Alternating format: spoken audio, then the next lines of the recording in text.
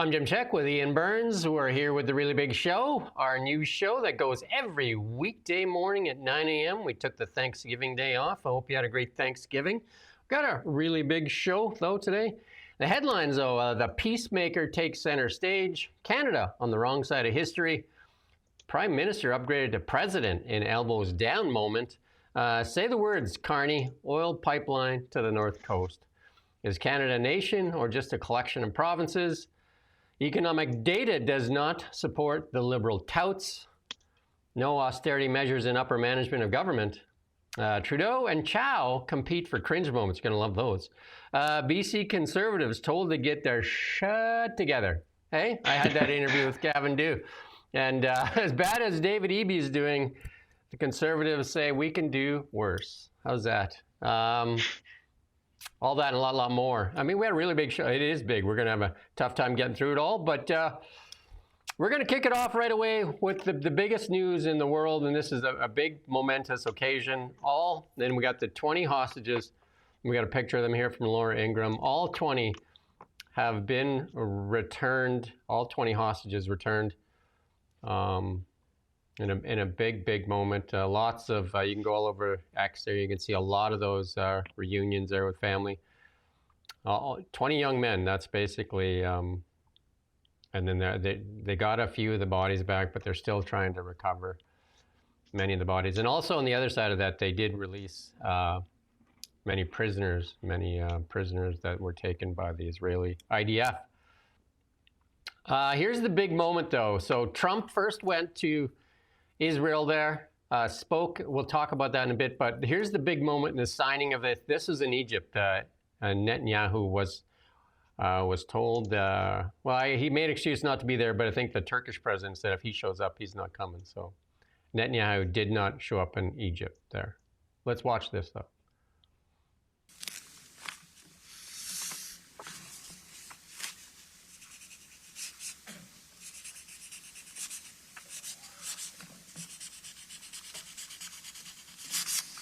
Okay.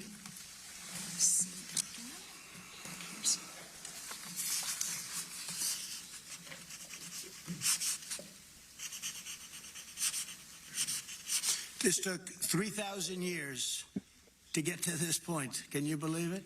And it's going to hold up, too. It's going to hold up.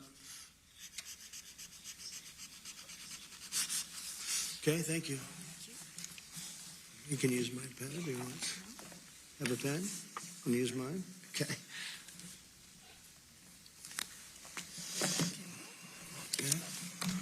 I think that's good. We've kind of seen this. Lining, like as he was driving in to the hotel where they're doing all this, there were signs of Trump and the Egyptian president all along the roadway. Also, as he was flying in on Air Force One, Trump's image was on beaches and posters and walls and everywhere. In that hostage square, I think it is, there's even CNN was shocked that there was many people there wearing MAGA hats and all that, and a lot of chants for Trump. So definitely a big moment for the world and a big moment for this administration and their mantra of peace through strength. Well, he's very happy right now, but it didn't take long for somebody on YouTube there to state the obvious, which is to question how long it's going to last. I mean, right now we've got breaking news coming through, a report that Israel is not going to open up the Rafah crossing into Egypt. It's not going to allow that to happen until Hamas returns the bodies that it said it was going to return and hasn't returned. I mean, the Middle East is very complicated, right? And it's a lot more complicated than Donald Trump understands, I think. Yeah. And when he says things like 3,000 years, that tells you all you need to know. He hasn't got a clue about the history of that region. The Jewish people didn't even exist 3,000 years ago. Not really, not as we understand it. I just think he's in way over his head. He's got a win, and he's very pleased with himself, and he's loving this sycophancy from all the world leaders.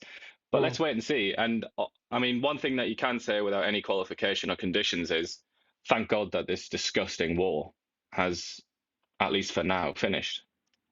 And then also the big one is, like the hostages have been returned. I think that is That is the big one. So they don't have, that as much. And I think, like there's going to be bumps, right? Like, when you're landing an aircraft in stormy waters or, stormy skies, there's going to be some pockets that you have to deal with. But it is progress. Nonetheless, it is progress. And there's the return of the hostages.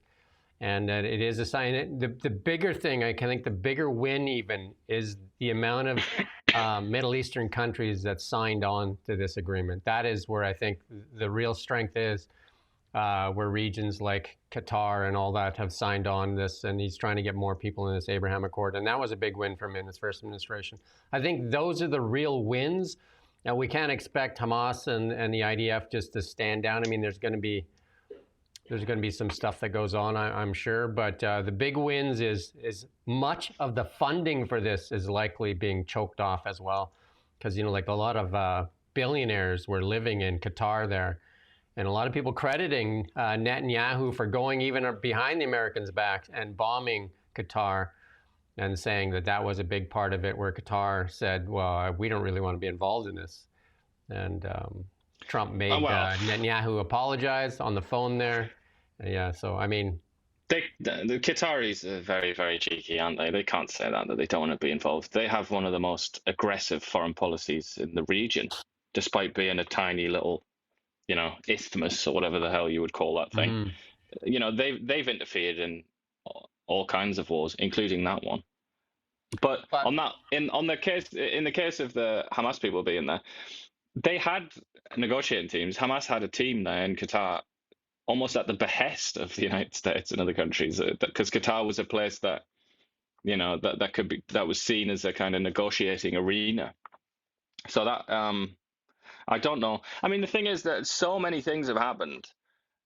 It's hard to say what has done it, really, and that kind of mysterious cloudiness, the fogginess, the ambiguity. That's where people like Keir Starmer, Emmanuel Macron, and Mark Carney, that's where they can swim and say, oh, no, well, we contributed to this. It's that kind of like, there's the fog of war, but there's also, I guess, the fog of peace. What has actually brought this peace around? Nobody knows. Well, maybe Donald Trump knows in the big players, but the people at large don't really know what has happened in these negotiations, and we won't know for some time yet. Marco Rubio alluded to that, and he said maybe one day the truth will come out, and that it will. And I mean, he made it kind of refer to as that it will be a good truth when it finally comes out, but he said for now it won't be out there. And I think Rubio's a straight shooting guy. So, but let's listen to the Prime Minister of Pakistan here. Let's see what he has to say about Trump.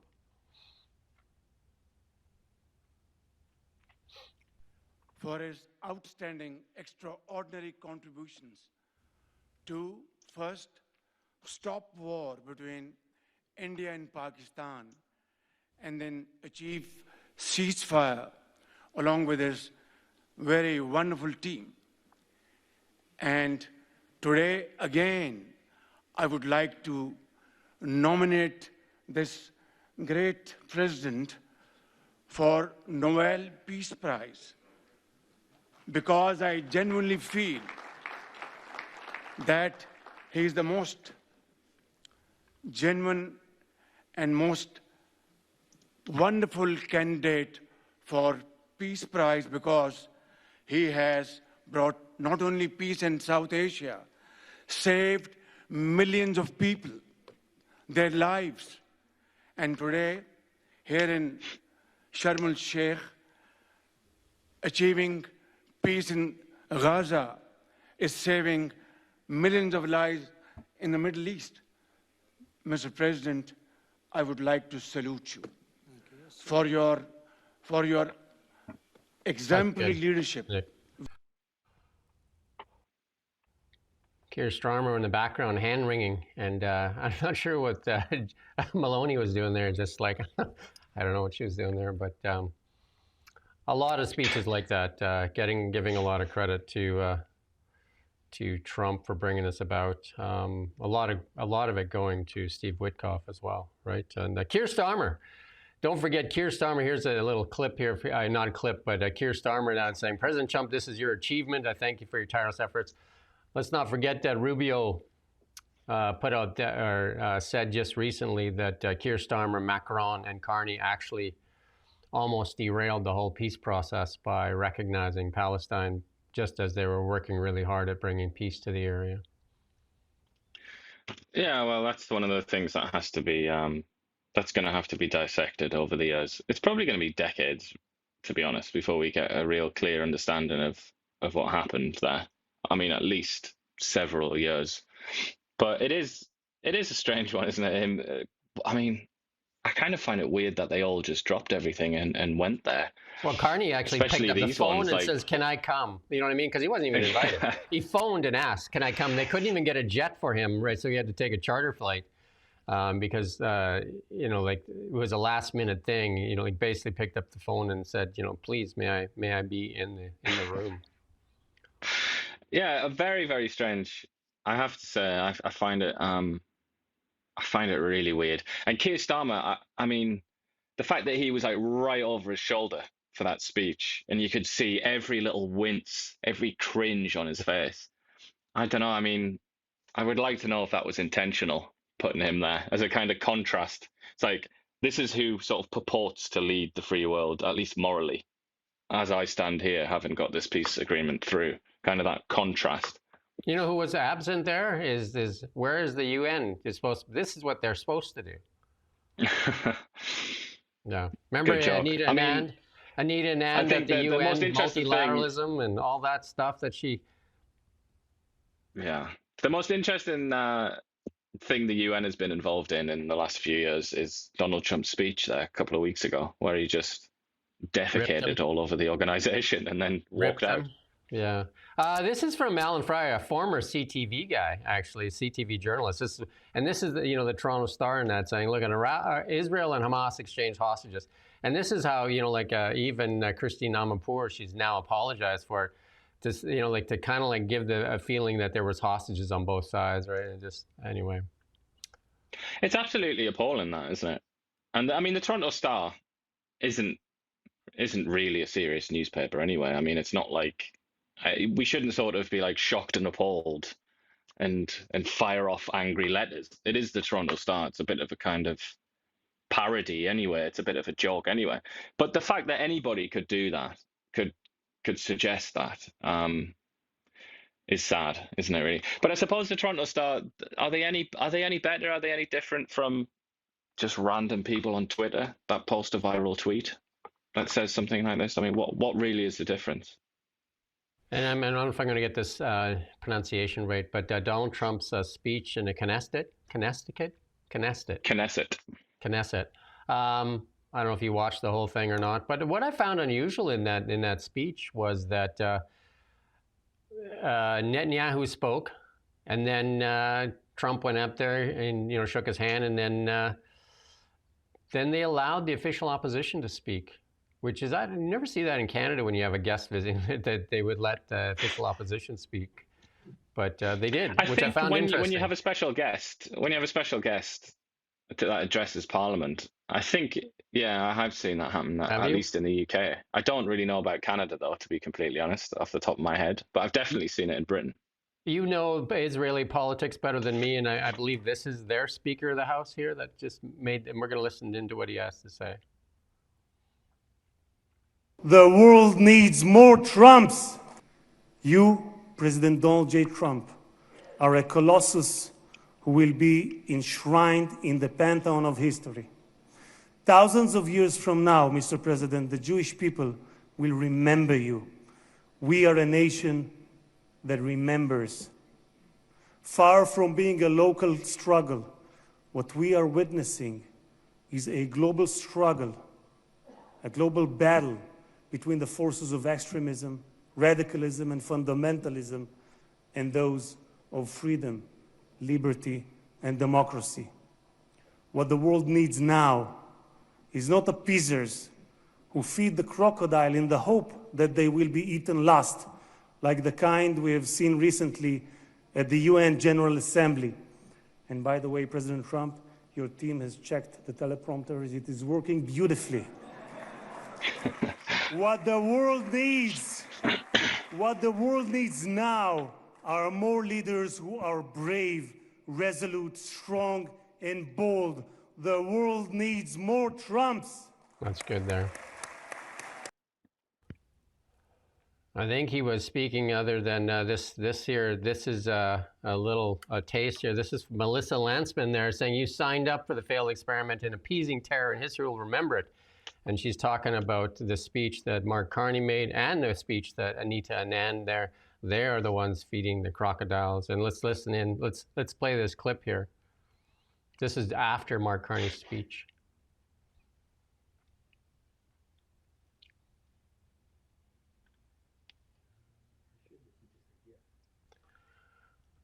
We might not have it, but anyway, I think we played it in the past there, and it's just Anita Anand. I think it's just a GIF.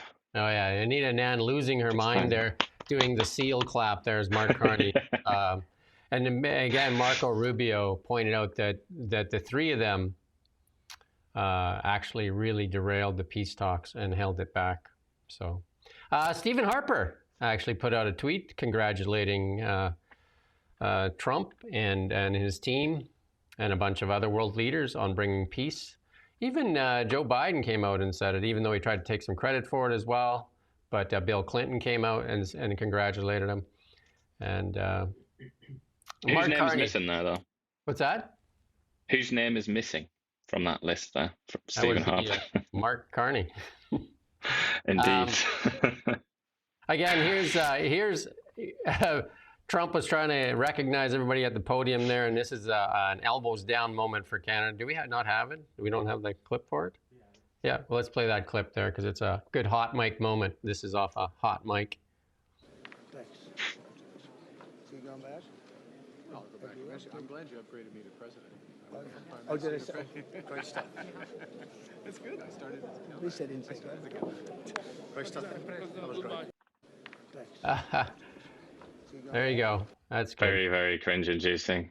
I mean, Trump was very cringy there as well, wasn't he? It suggests, I think that was like a glimpse of Trump behind the scenes, where it wasn't serious, it wasn't angry and aggressive. It was just like, it was almost like in the locker room, wasn't it? As a young lads. He was like, at least I didn't, like patting him on the shoulder. If you want to look at it, you'd say, this whole governor thing was just a ploy, and Carney was in on this ploy. And you said that in the past, that you said, I'm going to talk really bad about you and just know that I got to win this election, so I'm going to use you as the straw man. And this really adds like a lot of credence to your theory there that Trump was intentionally used as a straw man and Trump was in on it. And I think one of the kind of tools or weapons deployed by Trump that not many people seem to have realized yet is that he's very selective about what he takes offense to. I mean, I'm sure you've noticed that. Lots of people have noticed it, but there's not much conversation about it. So it really is about realpolitik a lot of the time with Trump. So if he wanted to be upset with Canada now, he could find something. He could easily do it, and he could say, and we have the prime minister, and go back to the election or something like that. He's selective. He chooses it, and that's part of his negotiation tactic, I think, where it's like, I'm really angry. I've been wronged, even though really he's not bothered. Behind the scenes, he's like this. He's giggling. He doesn't care.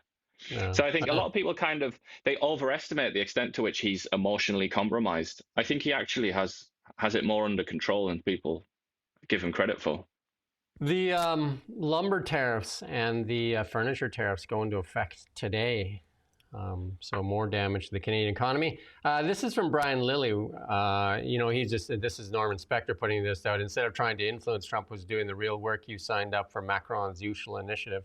I mean, that is definitely pretty plain to see that Macron, Carney, and Keir Starmer there on the wrong side of history on this one. Yeah, well, right now we're in limbo, aren't we? Because we don't really know. We can only guess as it stands. It would seem the position that you just put forward would seem the obvious one, wouldn't it? And I think that's what a lot of commentators are saying. A lot of political figures, people on the outside, are saying that looks quite foolish now in retrospect, or even at the time, people were saying this is a foolish thing to do. But because of this, the fog of peace, Mark Carney and his sycophants, Keir Starmer, Macron, all the rest of them, they can still claim. For now, don't know for how much longer, but they can still claim, oh no, like that played a part. That was a part of bringing us to this peace. But once we have some sort of concrete information about the negotiations, I don't know. I have a sense. My money is on that disappearing. The possibility of them being able to claim that they helped. I think that they also look like the three blind mice, or the three people sitting in the kids' table, and all those things. Like they definitely look weak in this, and they look weak even in showing up there. Basically, trying to say they were part of this, trying to look strong.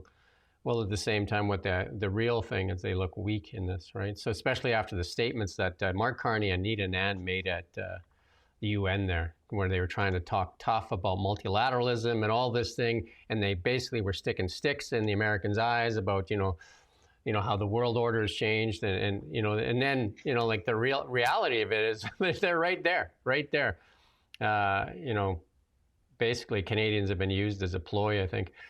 I did do an interview though, and these are the important things. Is Carney, say the words, say the words you're going to do a pipeline, because either Canada is a nation or a collection of provinces. You and I have said this many times, and I think you've said it many times. Is it a nation? Because Mark Carney should be saying that there's pipeline. I did an interview with the BC finance minister, and we talked about the pipeline to the northern coast of British Columbia. And, she came up with many reasons, and even said that there is not even there won't be a market for oil. A lot of things to say in that. It's an interview well worth listening to. But British Columbia, according to the court challenges in the past, doesn't have the right to block a pipeline, because that's where the nation stands.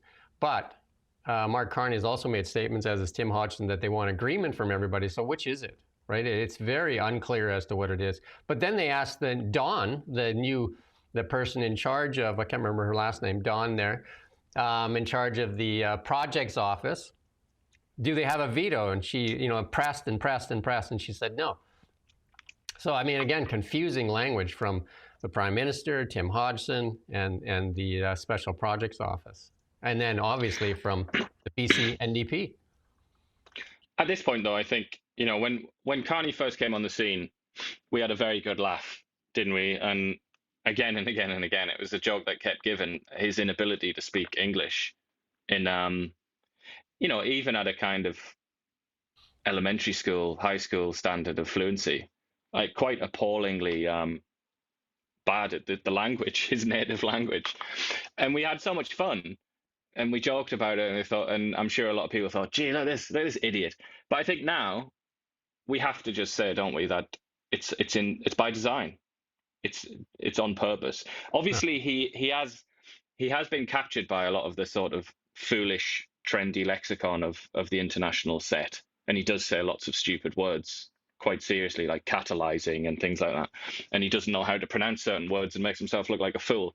But the reality is, when he again and again and again and again comes out with a sort of incomprehensible word salad when he's asked about pipelines and oil, that's on purpose. He's clearly doing that on purpose.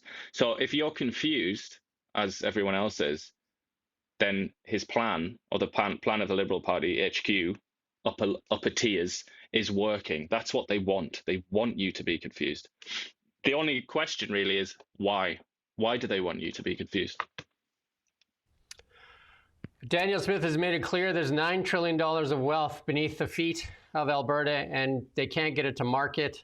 And then if we're actually a nation, then the nation should allow provinces to get their product to market.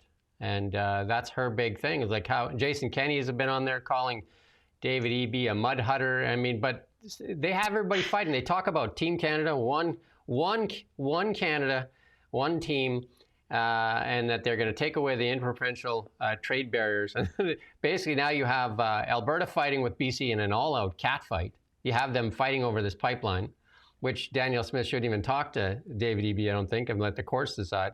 And then you also have now, you're going to have Scott Moe and Wab Canoe going at Doug Ford, because China just dropped a bomb. We're going to talk about it later on canola versus EVs.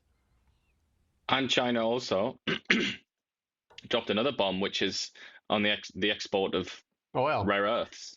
And oil. Rare earths. And oil. But the point is, though, I mean, the geopolitical scene has changed dramatically, hasn't it? I mean, Justin Trudeau, to an extent, he could get away with his anti-resources policies, or what some called anti-resources policies, because the world was relatively peaceful during his time as prime minister. But I feel like now, Russia, it's a cliche now, I'm probably sick of hearing it, that they weaponized energy. They did. The Russians did do that. And they thought that it was going to be enough to win. But the Americans came to the rescue with LNG. And I think the world has just changed. I think the international leaders have looked at that, and they've a lesson has been forced on them. Whether or not they've learned it, I don't know. But that's why you're having this conversation now where it's like, we've got to do it. It's almost kind of, if we want NATO to function, if we want Europe to be a going concern, we have to give them stuff. And that includes oil and certainly gas. At the minute, it seems the argument is a lot of people are saying, all right, gas, yeah, but no oil. That seems to be the point that we're at now, is where we have to get to the oil bit as well. And I think a lot of people are just playing silly buggers, aren't they, and refusing to acknowledge reality. Because LNG is just part of the equation, right? The oil is for diesel, it's for plastic, it's for a ton of things. LNG is just basically for heat and energy, right? That, like electricity you can create with it. But in that statement you made that the Americans came to the rescue with LNG, that was asked of Canada. Canada could be in a different driver's seat right now. That was asked of Canada. And the Trudeau Liberals said no to the Germans, said no to the Japanese, said no to the South Koreans, said no to the world, and said no to the Canadian prosperity. That's what they said. That is a fact right there, too. They said no to Canadian prosperity. It's rather ironic, I think, isn't it? That Canada is, you often see in a press release sent not so long ago, I think it might even have been yesterday, Mark Carney or his office pointed out that Canada's the #1 donor to Ukraine per capita, sort of by the number of Canadians. I mean, look at that. It's about $20 billion, isn't it? But look at that. Who do you think benefited Ukraine more and the cause of Ukraine more? Was it Canada giving $20 billion, or was it countries like the US and Norway as well, who kept Europe going so that Europe could keep Ukraine going during this war? I mean, who do you think played a bigger role there? I just, these people present themselves. There was a time, it's gone now, but there was a time where that was almost the #1 facet of their identity in the likes of the Liberal Party, is like, I'm pro-Ukraine. Like, I want Ukraine to survive. I want Ukraine to win this war.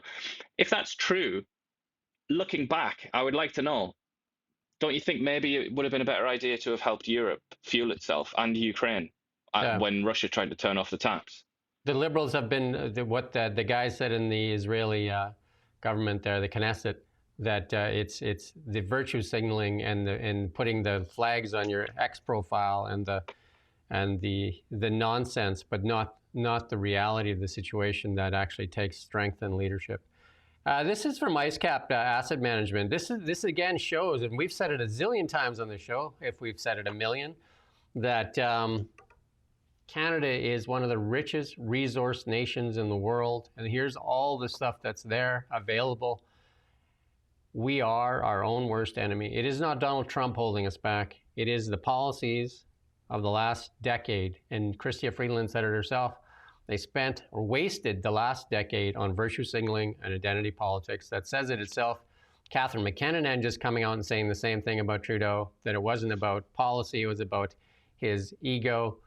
And this is what we get. And it doesn't seem to have changed much. It's the same stuff. We don't get clear direction, because right now, we're going to hear about it later. One of the things, even CNN and all the detractors of Trump says he speaks in clear language. Mark Carney does not speak in clear language. And you said he intentionally confuses people.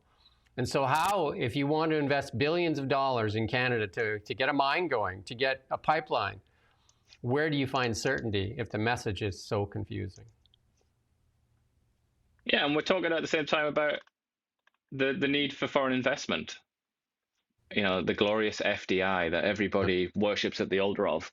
You're not going to get foreign investment without certainty, or stability. What stability is there in Canada's natural resources sector? I mean, a bit more now, let's be fair.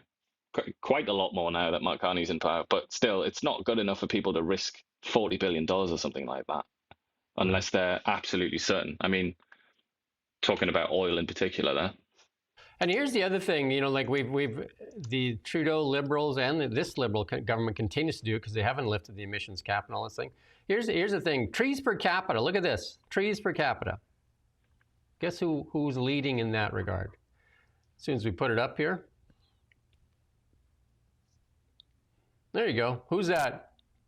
There's one thing we do lead in, trees per capita. I can't believe Australia is higher than Brazil. Surely not. And anyway, I always thought Brazil had had the most trees, or Russia at least. Tim Hodgson was the energy minister, was just recently touting that American carbon capture company coming to Canada to bleed Canadian taxpayers for 75-cent tax credits on the dollar, and then the ability to tax our oil companies. And here is a better carbon filter than any of them. And yet Canada continues to suppress itself. No other nation does what we do. And that's been said time and time again. Those are facts. No other nation. Saudi Arabia doesn't do it to its oil production. Norway doesn't do it. We do it. We do it. We intentionally cause self-harm. And what's the justification? I mean, you can talk about the reality of why this happens. And it actually comes down to political machinations, in my view. But what's the justification given? It's, we got to stop the wildfires and the floods.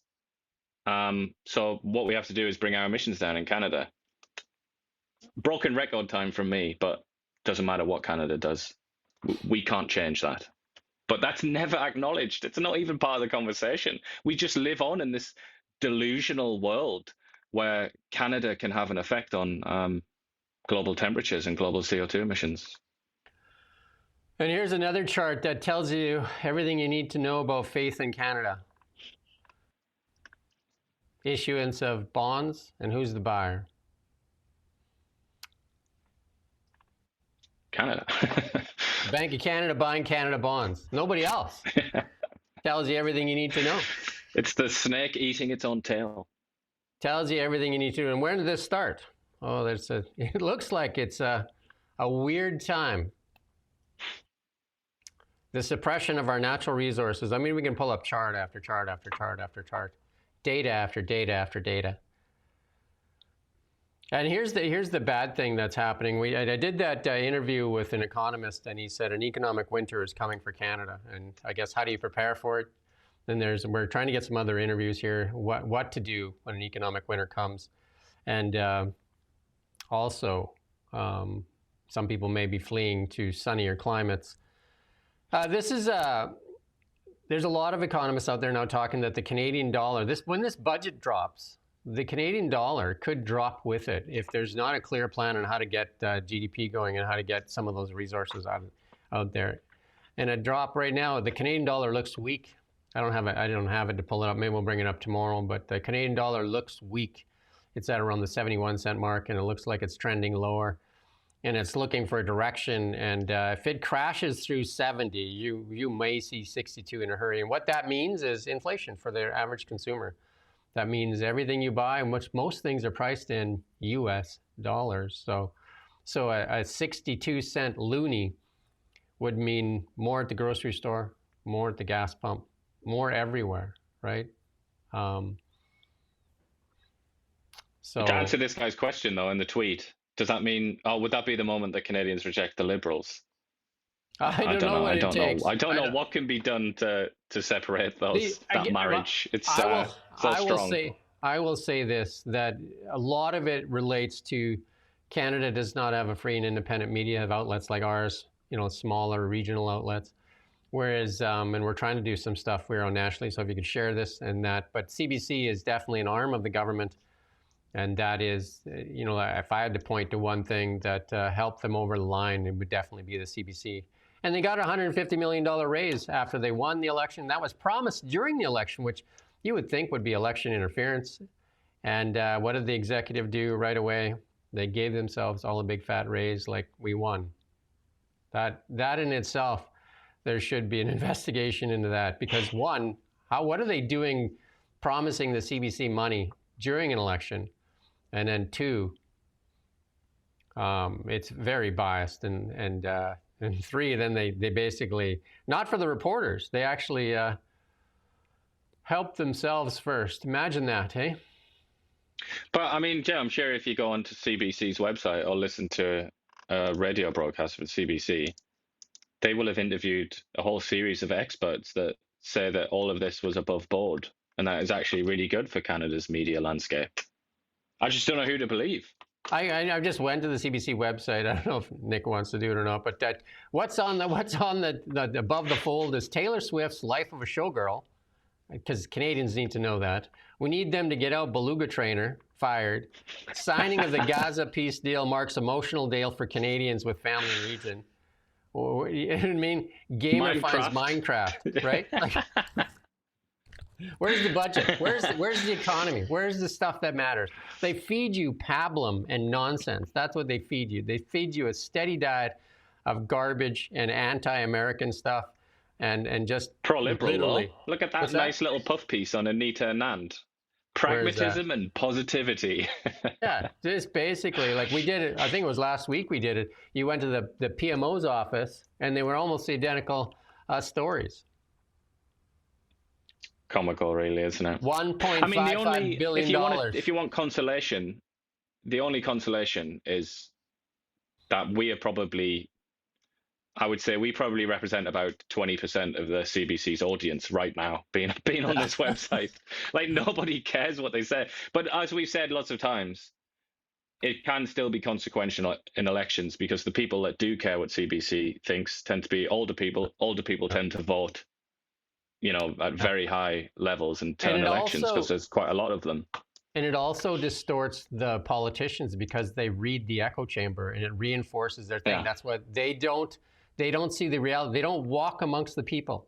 They just listen to that echo chamber, and they believe, I think, that they believe their own garbage.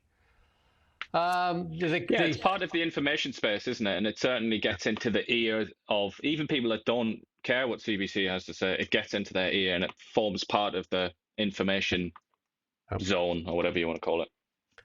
The Liberal is touting that Canada will have the strongest economy in the G7. Well, the IMF says, no, you don't. The IMF puts it almost like in the dead last category. It says, no, you don't, and no, you won't. Either. Not next year. But it's a little bit of a cop-out in it, because Spain isn't in the G7. And Spain, whatever they're doing seems to be working quite well. I mean, they've had some great economic results. Spain's way higher, but Spain is not in the G7. So if you discount all of these countries that have quite high growth rates, then Canada would be third this year, and then second next year. And this year would be behind Britain, which is, I find, just so hard to believe. It's crazy, but Justin Trudeau was one of the people that got Russia kicked out of the G8, and and Trump says that was part of the reason why this war in Ukraine started. But just like the S&P index and the Dow index and all those things, they might kick Canada out and say you guys are dragging down the index. Well, Canada is already the junior partner, isn't it, in the G7? It's already the little guy. Well, again, self-harm, because we won't tap our resources, which makes no sense. We have some of the best miners, some of the best mining technology, all of that stuff. And where do they go? They go elsewhere. I've interviewed somebody just recently, and they have projects in Canada and projects in the States. Where are they mining? Nevada. Trilogy Metals just got an investment for the U.S. government. Where are they mining? Alaska. Alaska again. Where are they mining? Alaska. You say we've got all these great companies, all these great miners and all the rest of it, experts. We've also got some of the nicest beggars in the whole world. Like these delightfully pleasant beggars, like the Germans and the Japanese. Yeah. Don't like. It's not like the people coming and asking us for are like nasty enemies, like people who are gonna like. It's not like North Korea coming asking for our resources. It's our best chums.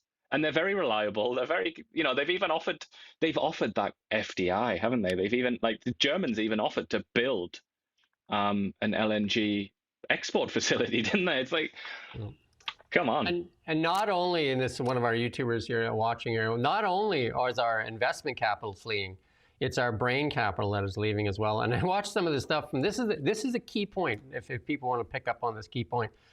You know, they got Evan Solomon, the failed fired journalist and art dealer for Mark Carney there. He's heading up AI, and he's traveling across the country to talk about our AI strategy, getting input from people, which makes no sense. Even if they came up with an AI strategy, where do you think Canada fits right now in getting NVIDIA chips, GPUs? Where do you think? Because that's what you need to get into this AI war. NVIDIA, you need the NVIDIA GPUs. Where do you think we fit in that list? Do you think Jensen Huang is just like, oh, Canada, you're asking for chips. Yeah, we're gonna load you up. The thing is, we could let's talk about comparative advantage again. Mark Carney's favorite phrase. We could theoretically attract the likes of Nvidia and some of the big boys if we played to our strengths, which would be cheap energy. But how do we do that? We have to build energy infrastructure. And I don't mean Adrian Dix right now is like, what? Energy infrastructure? I don't mean windmills, wind turbines. I don't mean wind turbines. I mean reliable energy. You know, because anybody can build windmills. You know, it's what does Canada have? What's the assets? If we look in the storeroom, if we look behind us in the storeroom, what do we have? It's not windmills. Anyway. I mean, hydro. Hydro is great. Hydro is like this beautiful gift from the heavens. But 20 years later, we've tapped into a lot of that hydro. Yeah, and I feel like now that's there, that's great. That's going to continue for God knows how long. It's a great resource. But right now, if you want energy quick, really, it's LNG, isn't it? That's the great gift. The oil, LNG, coal, all those things. Right now, just like, here's Melanie Jolie. I'm sure if you've got billions of dollars, even millions of dollars laying around, this is going to strike so much confidence in you. You're going to basically open your wallet and just let it rain. Here, let's listen into Melanie Jolie. Rachel Aiello reports on the plan and the potential pitfalls. Today, Industry Minister Melanie Jolie said the federal government has a vision to bring Canada into a new industrial era. It's a three-pronged strategy: protect tariff sectors, create new jobs, and draw in global investment and talent by building up key Canadian industries. We know that we can build the best ships, the best planes, the best drones, and have very strong supply chains across the country. We can have researchers, engineers, and welders at work.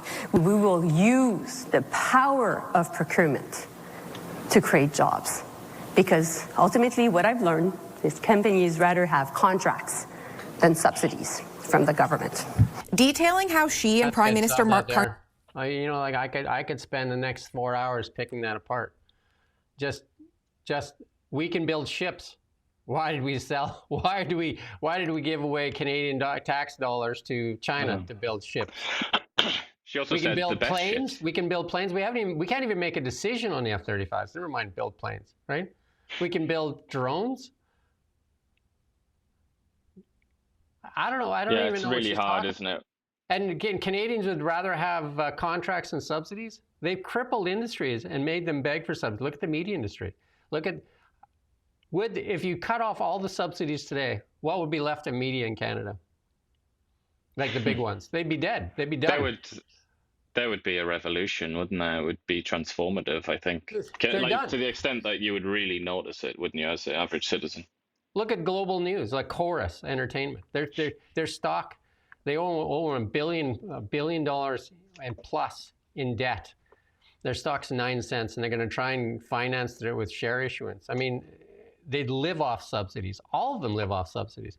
Free the media, repeal Bill C-18, and stop funding media.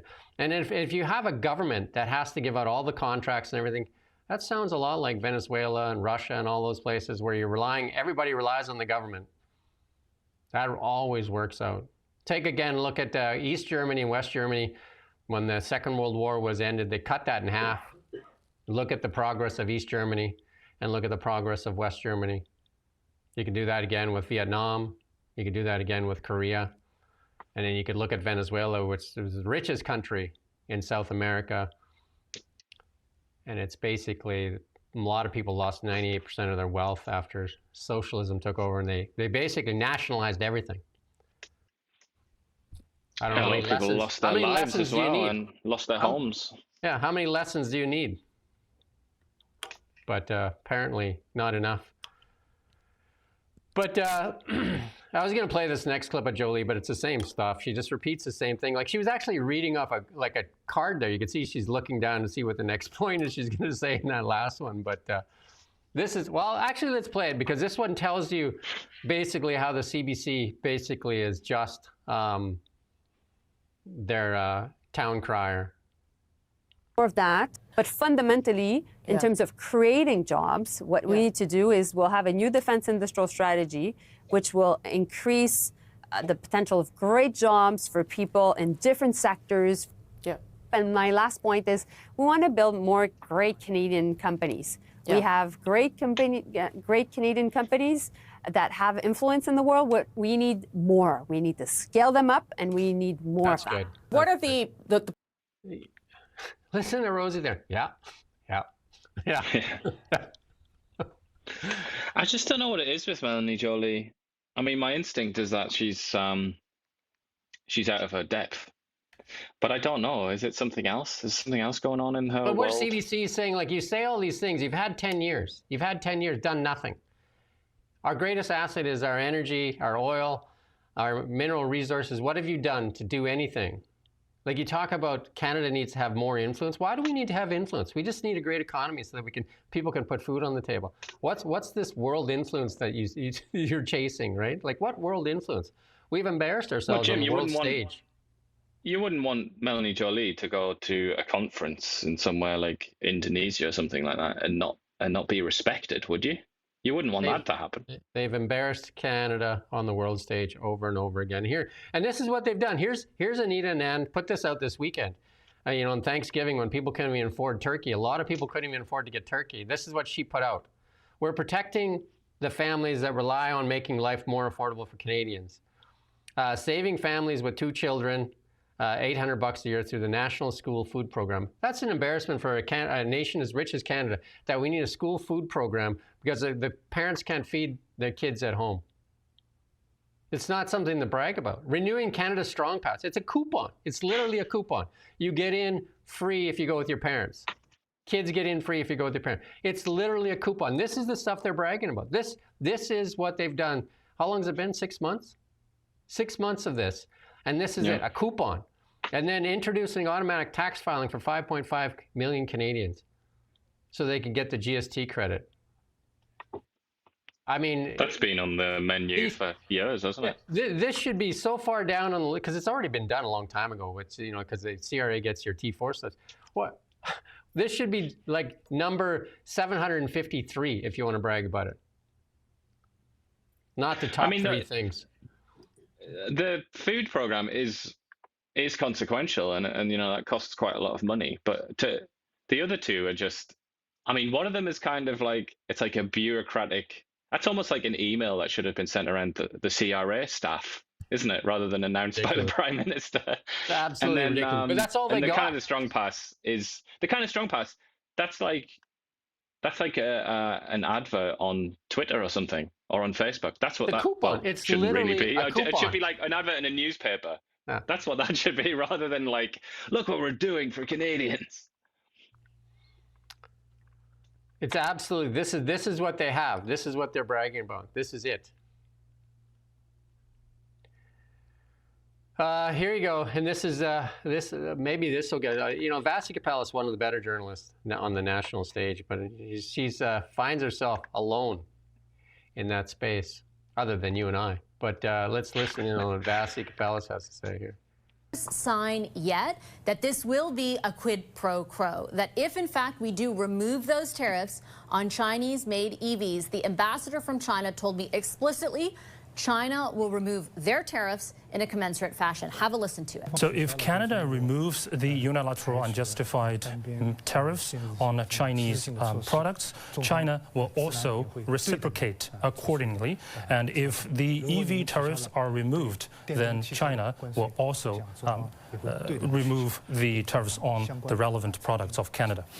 I also had the chance to talk to the ambassador about the possibility of more Canadian oil and gas going to China. TMX, for example, LNG projects in BC, all of that is aimed at diversifying our markets away from the United States and sending more oil and gas to China. The question is, though, if, for example, we were to double that and have another pipeline that goes out west, is there enough demand in China to take all that extra oil?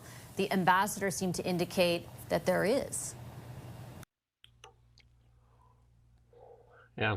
Anyway, I mean, you wouldn't want to build a pipeline on the promises of China anyway, would you? That's just a daft thing to say. But one of the I find it comments funny here, that he's the ambassador. He's the ambassador to Canada. He doesn't even speak English. That is so funny. That is such a flex from China. They love to do that kind of thing, which I just find amusing. And I just wanted to quickly point out somebody's totally failing to get it here. Our good friend Lightning Rod, who says a quarter of Canadians might love to have a coupon to take their families camping. It's not about whether it's obviously it's quite. Generally speaking, it's quite benign. I don't think either Jim or myself have said it's a bad thing. The thing that we're saying is we're in a bit of a crisis, to quote Mark Carney. We're in a massive crisis. It's not necessarily what should be the priority in these sort of dangerous times. It's not the coupon that's the problem, because it should be free all the time. It shouldn't be a coupon that you get. In a lot of places in Europe, museums are always free. So the problem is, these are the priorities that the Liberals have accomplished. This is what they've accomplished so far. This is it. When all this wealth is beneath our feet, and then somebody also said, a lot of Canadians, their whole family makes less than $65,000. I worked as a mine site controller. Everybody on that mine site was almost making six figures. Our resource sector has been suppressed. More people need to be working in the resource sector. There is good money in our resource sector. More taxes, better hospitals, better healthcare. Everything comes from more money. Look at rich nations. Look what they accomplished. Look at the Sovereign Wealth Fund in Norway, $300,000 per capita there.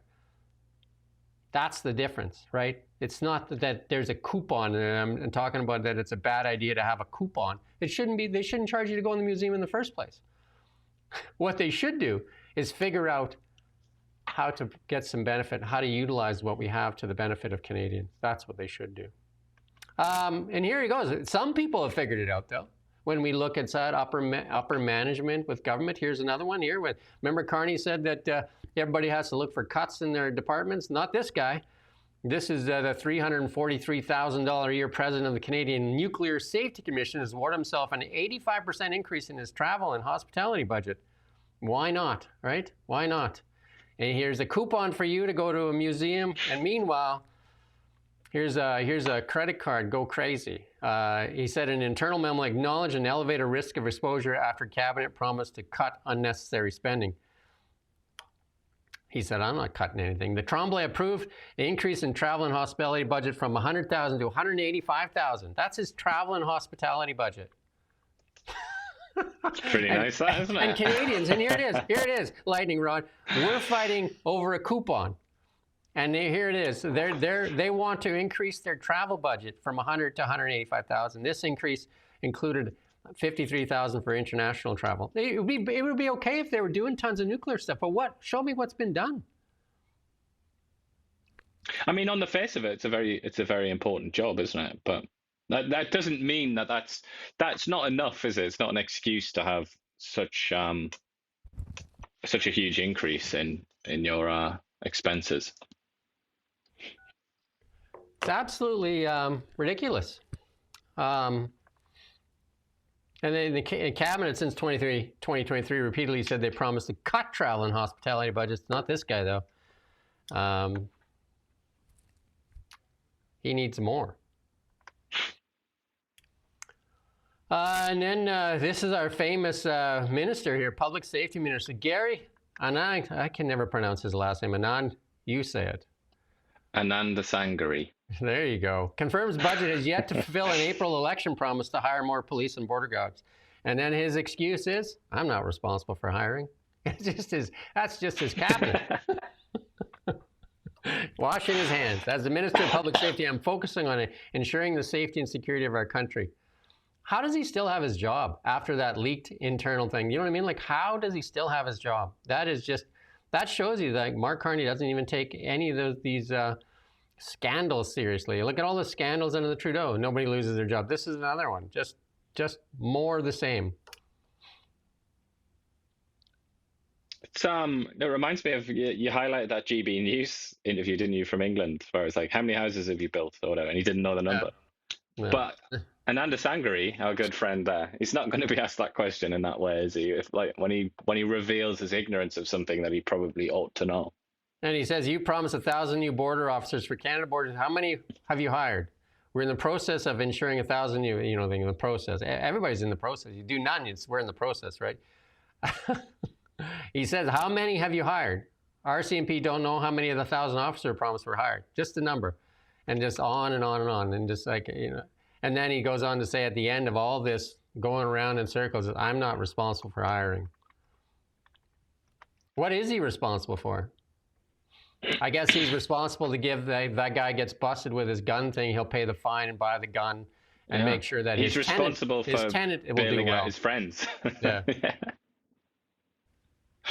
Well, he's responsible as well for cleaning up that mess, trying to salvage his reputation by doing the rounds on TV and trying to just say, it's enough. Softball interviews, right? Let's play this clip here on this border bill. Roman Barber here. Let's listen to what he has to say first, and then we'll talk about it a bit.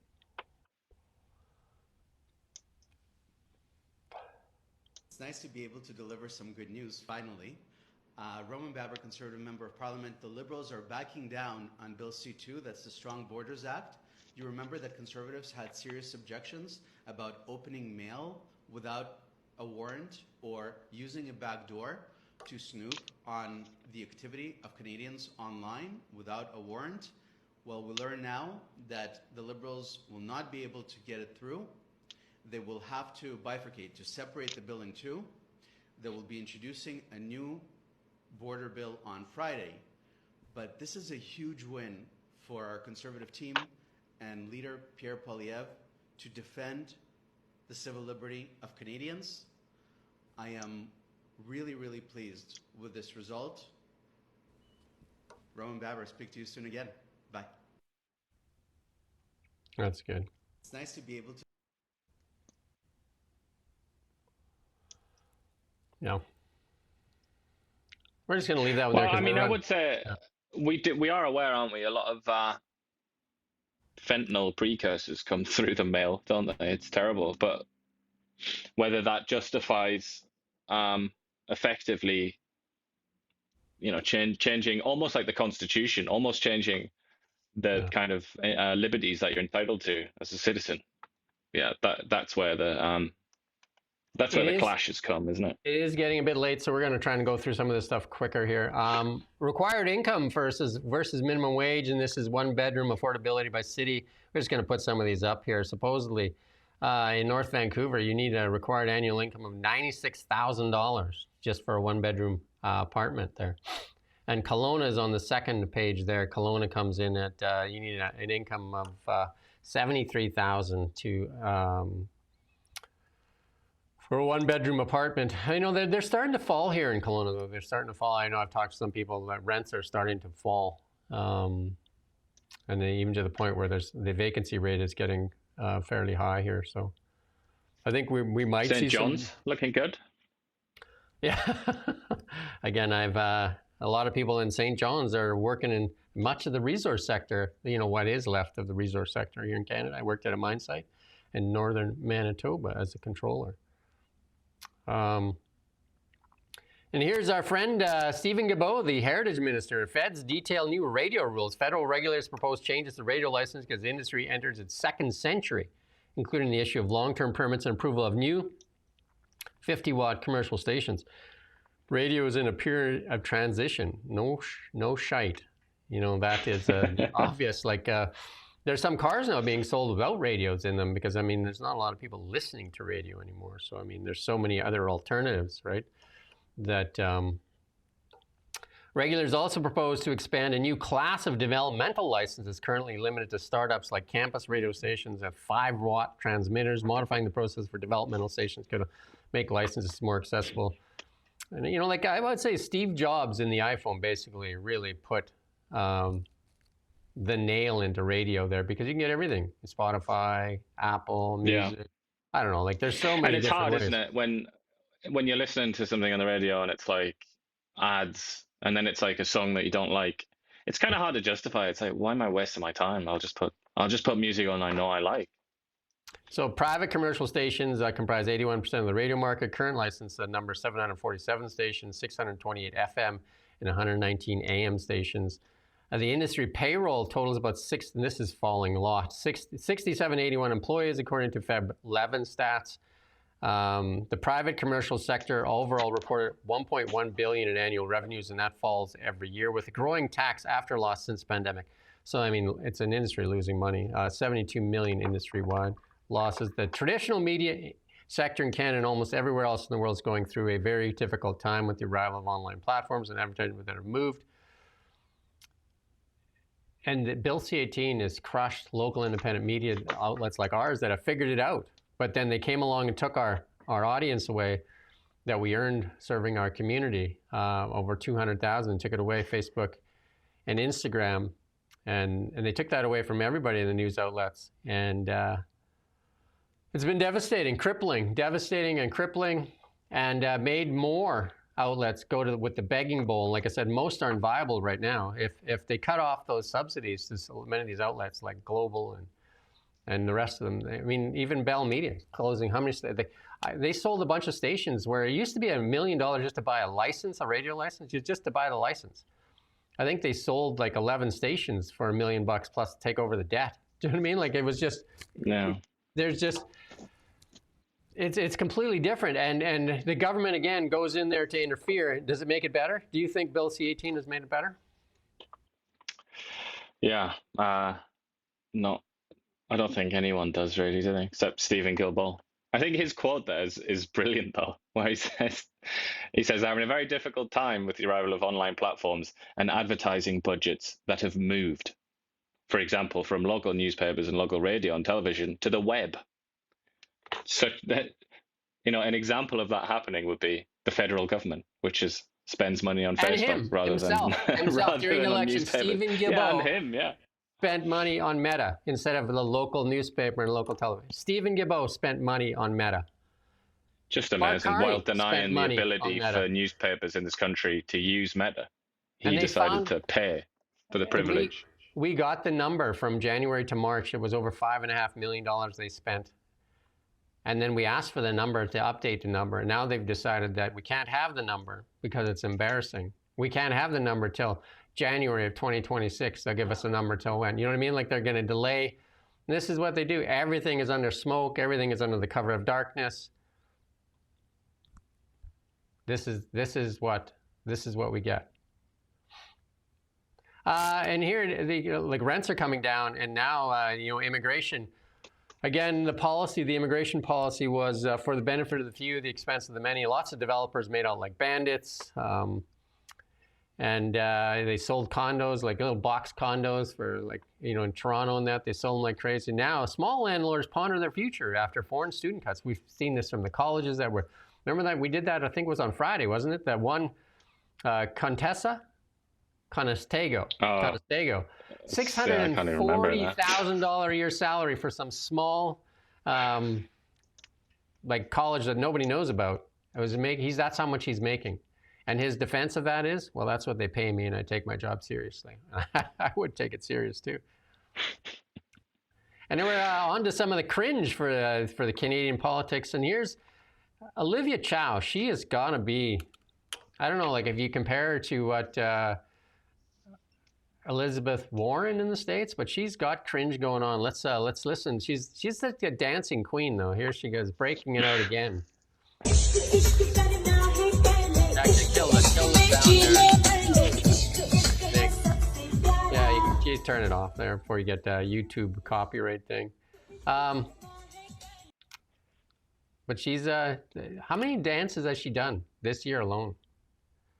Seems to be her primary means of communication. Is that, like when she's looking at when people make invites, it's just like, we need this, there's a problem over here, I'm not going to that. Dance.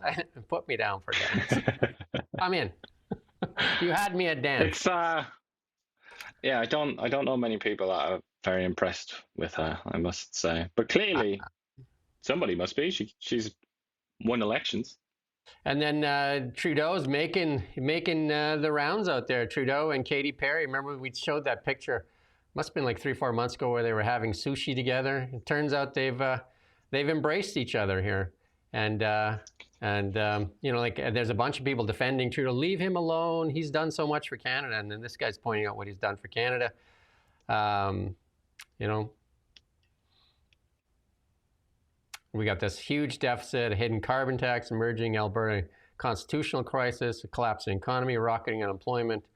And yeah, and then he goes off, sails off into the sunset, literally there, sails off into the sunset with a big bag of cash. And we got a bunch of Canadians that couldn't even afford to have a proper Thanksgiving. But hey. He's having a good time anyway. It is a, obviously this is like gossip magazine stuff, isn't it? And it's kind of crass. But I have to say, it confirms a lot of people's suspicions about Justin Trudeau, I feel. The Department of Health has completed a focus group. I don't know why they need a focus group for this. Testing long-studied food labels intended to cut Canadians' consumption of sugar, salt, and fat. The food industry has complained that new labeling regulations take effect will cost them $500 million. Imagine that, eh? People may not eat it. Like, again, if you need the label on there that said this is full of sugar and it's bad for you, like read the directions on the cereal. You need a label, like you just flip it over. Typically, like some of them, sugar is the first ingredient. Never mind the second ingredient. It's like corn sugar. Yeah. Sometimes the corn isn't even real corn either. It's like some sort of modified, weird synthetic, blah blah blah blah modified. Blah. Cereal has got to be the worst offender. Like, I mean, they sell this stuff for just absolute lunacy in prices, and it's basically sugar. And if you ground it down into a powder, it would barely fill the bottom like fifth of the box. You're basically buying a box of air and sugar. I guess the air is the best part of it, though. But and this is what the label's going to look like here. Cereal. They're going to put this label in high in saturated fat, sugar, and sodium. You got a little label there for you. Yeah. Is it going to be black and white though? That's I'm sure they're happy about that, because if it was in like red or something, then it would be scarier for them. More than half of the prepackaged foods in grocery stores are have high nutrients of concern. Nutrients, I don't even think they use that word, nutrients. Sodium, sugar, saturated fat. Evidence is clear. So here's my shopping tip for everybody. Don't go down the middle aisles at all. Shop the perimeter. That's it. Shop the perimeter of the store. Everything down the middle aisles, don't put in your body. That's it. Refuse. 5 years, 6 years, 7 years ago, I decided to do that. Avoid sugar. And not that I don't like ice cream. Avoid sugar and wheat. And lost 60 pounds and kept it off now for 7 years. And best shape of my life.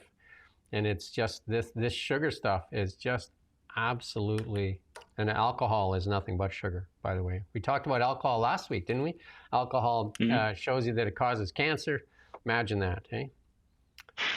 And then during COVID, what did Doug Ford and Dr. Bonnie Henry say? Don't worry about it. Lots of weed to buy at the store, lots of alcohol, all available to you. Lots of takeaway. And make a cheesecake. I think Doug Ford even put the apron on and showed you how to bake at home. Not as bad as some in America, though. I think was it the New York governor was like eating the fries and the burger. He's like, "Go get your COVID vax." Yeah, you get a free cheeseburger with the vaccine. Some guy was getting like 11. He got 11 cheeseburgers. Like, yikes. And here's another study: unhealthy foods cheaper than healthy equivalents. Study finds. Again, no shite Sherlock. That you didn't need to do a study to do that one. Just walk down the grocery store aisles. Go to the United States and go to Sonic Burger. You can buy, like, they basically got a dollar menu that's just full of stuff you shouldn't eat. But this is also the case that, this is the study behind what we obviously know and can see with our own eyes.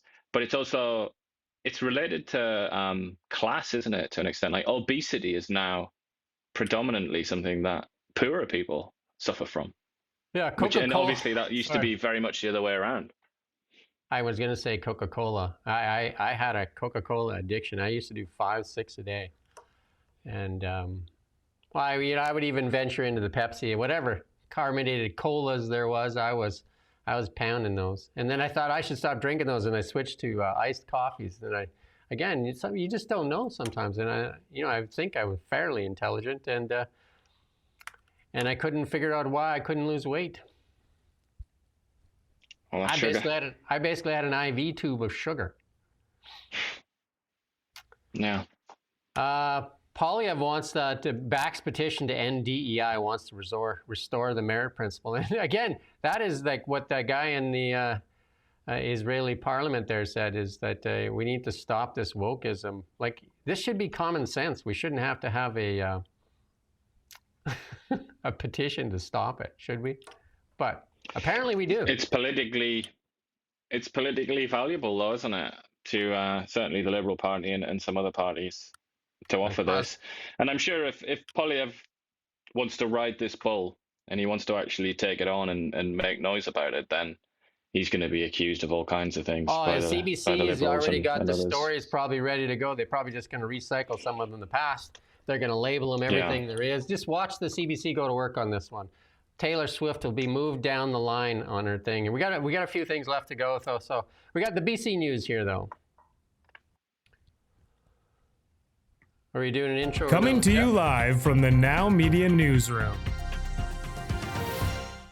I did the interview last week with Gavin Dew and asked him, like, as bad as David Eby is doing on so many files, health, the economy,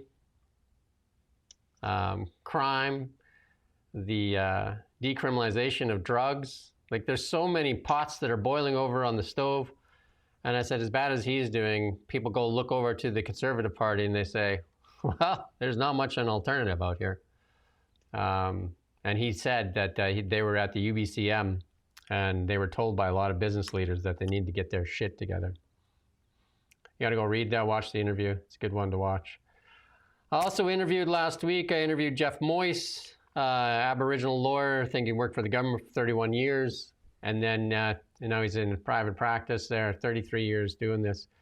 And he said that, and I asked Brenda Bailey about it when I interviewed Brenda Bailey about the uncertainty. We talked about certainty, what people need. And I said, like the Richmond decision there, the awarding of that private land to the Cowichan Nation there brings uncertainty to private lands. And she said, she's quick to defend that they're appealing it. But according to Jeff Moyse there, they allowed it to happen by not arguing properly on the case. So she just ignored that part of your question where you alluded to the refusal to argue for extinguishment. She just ignored that bit, didn't she? Didn't they don't like talk that. about it. They don't like that, right? Because then you have to actually answer, and that's the thing. Credit to Brenda Bailey, though. I did ask for that interview, and credit to the BC NDP. They've, because the Liberals, we can't even get an answer to an email. Brenda Bailey, that's the second time I've interviewed. It takes a lot to get, and we're going to keep pushing for more. It takes a lot to get an interview from them, but at least she showed up. Asked for 30 minutes, I got 15, and then, she cut me off there because I had a lot more questions to ask, but obviously you take what you can get. But again, Stephen Guilbeault, I don't know how many times we've asked for interviews with Stephen Guilbeault, and we don't even get a response to an email.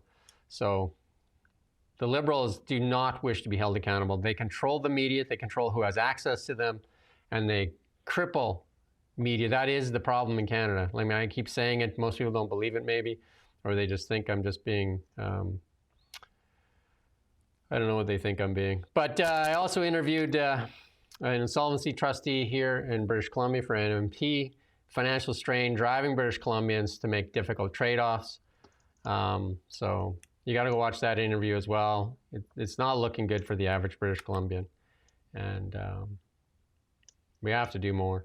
And then we're breaking records, hot and cold. I don't know, like climate change, global warming, all these things, right? But we got some new record cold temperatures here, so I don't know if that bodes well for what winter's bringing. But cost of energy, not great. We've seen Bella Bella set a new record. A whole bunch of places had some colder temperatures for this time of the year. So Cornell there beat a record that went back to 1910, which is pretty amazing, isn't it? My furnace quit, I think it was like 16, 17 years. Furnace quit last week. And so they've taken, like, I don't know, it still isn't in. So it's like camping right now in the house. So it gets down pretty chilly at night. So you got to load the blankets on, and it's like camping, when you can see your breath while you're sleeping, right? So wow, that's at least like, it's now though, and not a couple of months from now. It's been 6 or 7 days as we wait for this new furnace. It's supposed to be sometime this week. So interesting times for sure. I can't believe it takes that long to get a new furnace, though. Yeah, you'd think it would be like an emergency. Apparently not. And this is the guy we deal with all the time, because I just had a new air conditioner put in the summer because it quit too. I had a heat pump, and the heat pump failed. Like, it was relatively new heat pump, and he said, "Yeah, don't put a heat pump here in the Okanagan." He said they just always fail. I'm like, thanks. God. I listened to Justin and I put one in. Turns out it was bad advice. Stephen Gilboa as well. He likes them. CNN bewildered that Trump was able to speak. This is what I said earlier in the show. Speak plainly to people. Here's CNN trying to figure out how it is that Trump is. Let's listen in. Another comment the president made on his way to Israel aboard Air Force One. He was asked if the ceasefire deal will help him get into heaven, which is, I got to say, I've been in the press pool. It is a unique question to ask a president of the United States. However, his response was also unique. Take a listen. I don't think there's anything going to get me in heaven. Okay, I think I'm not maybe heaven bound. I may be in heaven right now as we fly in Air Force One. I'm not sure I'm going to be able to make heaven. Look, as somebody else who may have a hard time with this same topic, I would just say that it's really interesting when you hear him say this, because it makes him a regular guy. It definitely Democrat, does. it really makes me upset, because folks flip it, making, what do you say, lie to yourself. I do that a lot. Other folks, he's just been a regular person going, look, I've made a lot of mistakes. Y'all have all covered me and pulled out everything I've ever done in my life, so maybe I'm not going to have a straight shot all the way to heaven. It makes him really, really like a regular folks, and as a Democrat, it makes me hate it. I think Chuck is 100% correct. I mean, like my grandfather used to say, when people say, I'm a Christian, he said, wow, you've already accomplished it. It's a lifelong journey. We're all imperfect. The president recognized that. And to Chuck's point, for regular people, they say, hell, I don't know if I'm going to get to heaven, but I'm certainly trying every single day. It's relatable. It's why people like him. I mean, my follow-up question would be, what did you do that makes you think you're not getting in? Yeah, he's done some cheeky things, hasn't he? But definitely another thing that they didn't mention there, but I think they sort of implied it, is that it's a moment of humility from somebody who's not known for that. And that is another sort of connection with the average American. You know what? The thing is, any politicians listening, I know you have your people listening for sure. I know Chrystia Friedland listens. Is that just be honest? Just start being honest. Like, like this lying and virtue signaling, it gets you nowhere, because people are tired of it. They're absolutely tired of it. And we got a clip here to play a message for you from Charlemagne the God here. But here's a clip here. This is what ran in the. This is what is juxtaposition to what like the Democrats and the liberals calling Donald Trump and Elon Musk a Nazi. This ran in the Jerusalem Post here. God bless the peacemaker. Wow. So right there, they put a Nazi on the front page of the Jerusalem Post. Imagine that, eh? They've lost their way, clearly, in Israel. They can't recognize a Nazi anymore. Here's advice, again, for the like the people that listen for what we have to say, for the conservatives and the liberals and the NDP. This message is for you, from Charlemagne the God. Donald Trump shows me what's politically possible. Trump shows me what presidents can do if they want to do it. Donald Trump shows me what can be said if you are willing to say it. It's not about what can't be done. It's about who has the political will to do it. I don't want to hear a peep from Democrats about nothing until they get the balls to say what's really on their mind in regards to this country and this world. Trump doesn't care if it sounds ridiculous. Trump doesn't care if it makes sense. It's no political correctness whatsoever. As I've been saying for years, the language of politics is dead, and Donald Trump killed it. Period. Well, wow. Donald Trump shows me. That's good. There you go. You said it too. Woke. The woke liberals are politicians of the past, and we just need the Canadian people to catch up. And we've seen that in the States. They're basically putting themselves into oblivion. Really, they've put themselves in a spot that I don't know if there's a coming back from. But we're going to skip this next one here. It was Netanyahu. We kind of did a lot on that. NATO ridicules Russia's submarine after claim of technical problems. The head of NATO has ridiculed the Russians after one of their country's submarines was said to have forced to resurface in the English Channel due to technical problems. Mark Rutte said the diesel-powered diesel-class sub there was forced to come up for air near France, adding, "What a change from 1984 Tom Clancy novel of Hunt for Red October." Guess who else has diesel subs that make so much noise that you can hear them around on the other side of the world? Canada. And that have also had technical problems as well. Yeah, including lighting on fire as we bought them in the UK garage sale. And again, remember, Melanie Jolie says, we can build boats, we can build.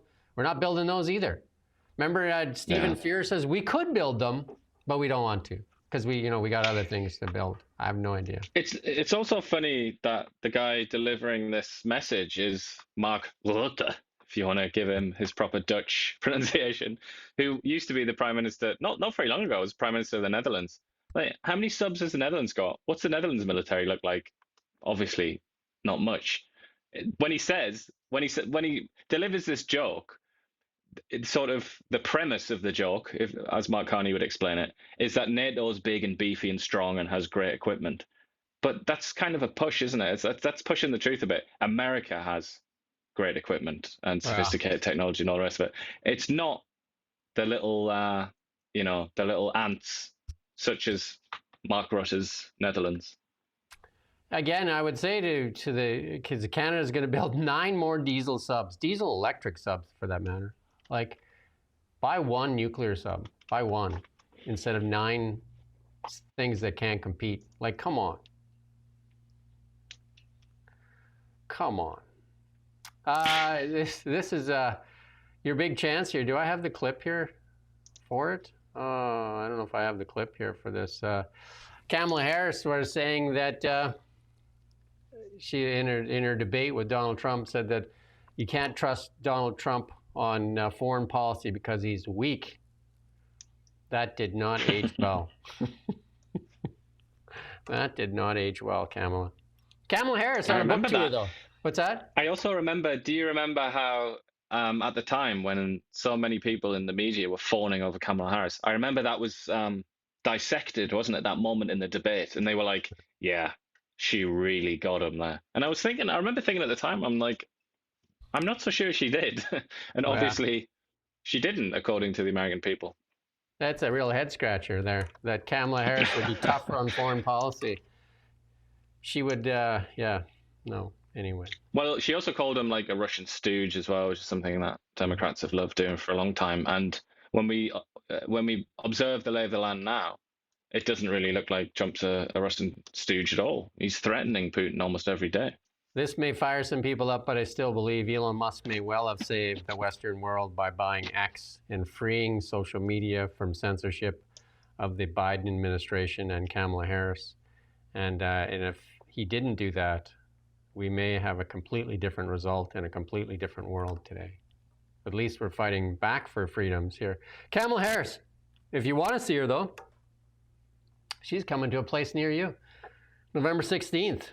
I'm trying to sell her tickets. Conversation with Kamala Harris at the Meridian Hall there in Toronto.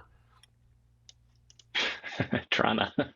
Who doesn't want to go there? I wonder what the audience will be like there. I wonder if they'll cheer on. If you buy a VIP ticket, You even get a free book and a photo op with her. Who doesn't want a photo op with Kamala Harris? Who doesn't? Wow. You get to be in the vicinity.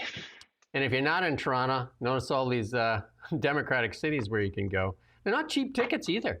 Like, I think some of the tickets in Toronto are like $5,000. So basically, I don't know. Like, she's trying to pay for that election. Like, that title of that book should be 107 Days to Blow $1.5 billion.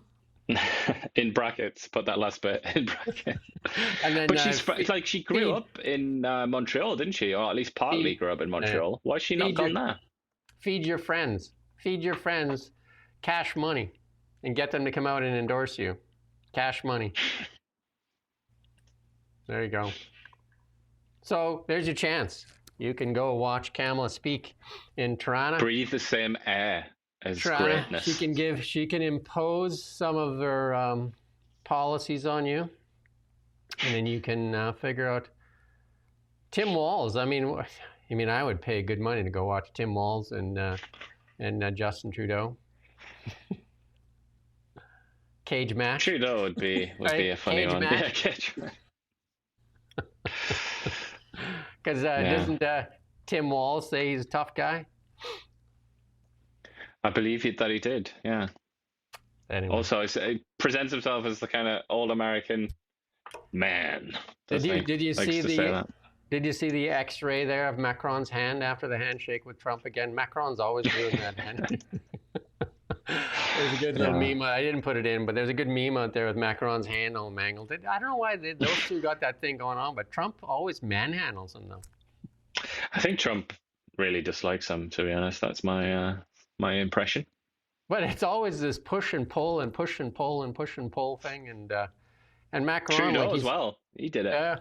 He's got to be like like half his age, and he's letting the old man beat him up. Half his size, though, as well. There you go.